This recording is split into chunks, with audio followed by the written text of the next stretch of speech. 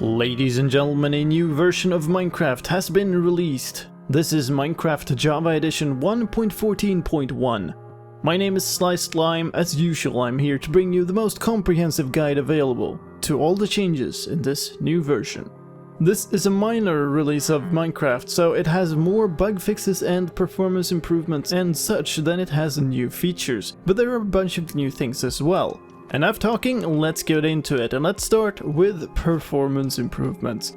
Because performance problems are some of the most apparent problems with Minecraft 1.14, especially when it comes to chunk loading and rendering performance, as well as some AI performance if you've had a lot of trouble with the world not showing up when you walk around or when you fly around if you're in creative mode, then this version should substantially improve that. Let's move on and talk about gameplay. There's a new debug option in this version. You can activate it by holding down F3 and hitting escape. This pauses the game. The difference between the normal pause with only escape and this one is that this will pause the game without showing the pause menu. You'll simply get a small text on the top of the screen that says game paused. Of course, this only works when you are in a situation where you can pause the game like single player. Another gameplay change is that campfires can now be lit by burning arrows. So if you fire an arrow from a flame bow, then you can now light an unlit campfire. Let's get into bug fixes related to gameplay, but let's stay on the topic of flame bows. If you had a bow with a flame enchantment and you shot an arrow onto a TNT block, then it wouldn't activate the TNT if you hit the top surface of the block. And if you were in multiplayer and went to bed and everybody who is not in bed left the server, then the night wouldn't get skipped. When a raid started, you wouldn't always hear the horn sound play when you're in a village. And you were able to load a crossbow with an air item by throwing away the arrow while you were in the loading animation. Bunch of fixes for grindstones. If you used a grindstone to remove all enchantments off of a book, then the book got a leftover data tag and would not stack with other books. And if you had a specially named enchanted book, then it would also lose that name. Observers would not be notified about trees or mushrooms growing if they weren't directly positioned against the sapling or mushroom. Let's talk about changes to world generation. Pillager outposts will now also generate in snowy biomes, and the banners on Pillager outposts now have the correct name. They're now called ominous banners, just like the banners that drop off of captains. Village generation has been tweaked in this version. It used to be the case that the larger buildings would spawn very rarely because of their weighing and because of how much space they need. That's been tweaked, so you will now more frequently see the big buildings, not just the small ones in villages. There are also a whole bunch of specific fixes to houses and structures in villages. Many houses had inadequate lighting, there were ladders in some of the houses that didn't reach the floors, and some of the houses were lacking beds. All of those have been fixed in this version, together with a missing floor block in one of the desert houses, and a misplaced water block in one of the animal pens in the taiga village type. Let's move on and talk about a whole load of bug fixes regarding mobs, but let's stay on the track of villages and start with the villagers. Villagers sleeping was a little bit weird. They could try to sleep in a bed that was already occupied. When celebrating after a raid victory, they could also get hit by their own firework if they happened to set it off under a block. That's fixed in this version. When you traded with a villager that didn't have a profession, it would shake his head and then continue to shake its head if you attempted to trade even after they found a profession. And they didn't properly lose their profession if they hadn't been traded with and their workstation was inaccessible. There was also a severe bug when upgrading to Minecraft 1.14 where villagers would lose their old trades. That's been fixed in this version, so your villagers will now be safe. However, if you have villagers that already lost their trades, you cannot get those trades back. So if that happened, you might want to consider restoring a backup.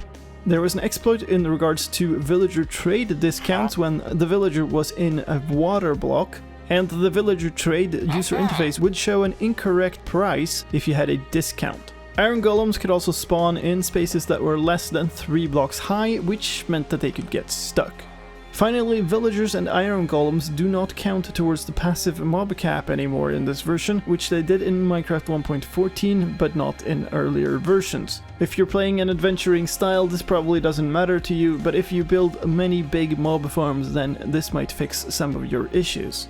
There's some problem with mob spawning as well. Mobs would not spawn as frequently as in earlier versions, and that has been fixed in this version. Hostile mobs would also not despawn when they were sufficiently far away, that's also fixed. In other mob fixes, mobs would try to pathfind through corners. That would mean that they quite often got stuck. Tamed wolves and cats have had fixes for sitting on top of slime blocks. Trader llamas should now despawn properly. The Ender Dragon fight had a problem where it would fly in circles forever. That's been fixed now, so after blowing up all the towers and damaging the dragon, it will now once again come down to the center pillar. And finally, there were a bunch of fixes to raids, where raids could sometimes end in a defeat despite there being villagers left. Or new raiders could be attracted from very far away, which would mean that the raid didn't end properly.